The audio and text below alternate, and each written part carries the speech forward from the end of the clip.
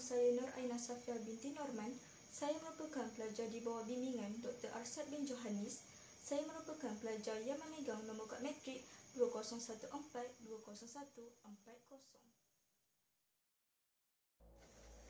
Baiklah rakan-rakan sekalian, di dalam video ini saya akan menceritakan kisah seram mengenai Kochisaki Onna yang bermaksud wanita mulut terkoyak.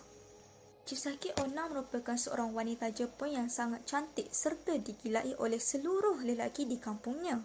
Namun, Kochisaki Onna tidak melayan mereka kerana dia hanya tertarik kepada seorang samurai. Atas perasaan suka sama suka, mereka akhirnya mendirikan rumah tangga dan hidup bahagia.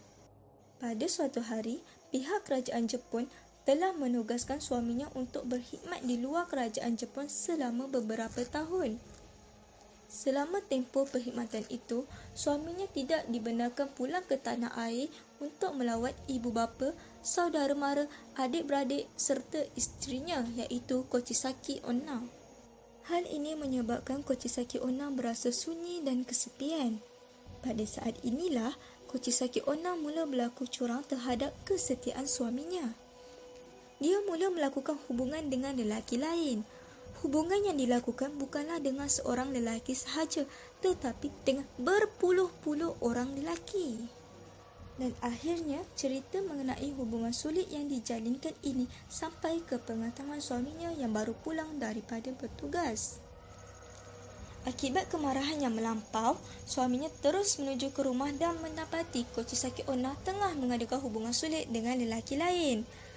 Hal ini bermakna segala tuduhan yang dilemparkan oleh orang kampung terhadap isterinya berlaku curang selama ketiadaannya adalah benar semata-mata.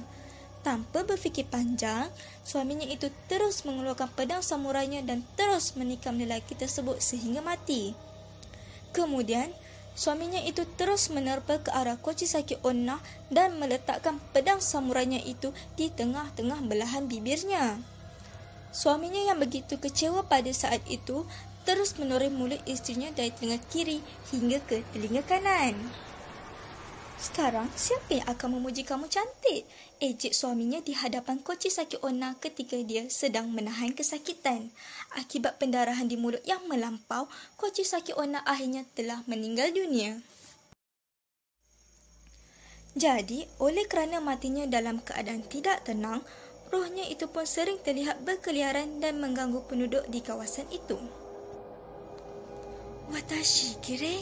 Yang bermaksud cantik tak saya merupakan soalan yang ditanyakan oleh Kochisaki Onna kepada mangsanya. Jika mangsa menjawab tidak, maka mangsa akan dibunuh serta-merta dengan anggota badannya dipotong.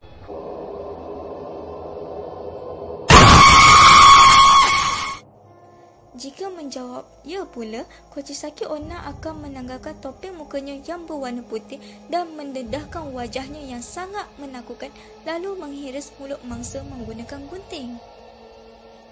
Hal ini supaya mangsa akan kelihatan cantik sepertinya.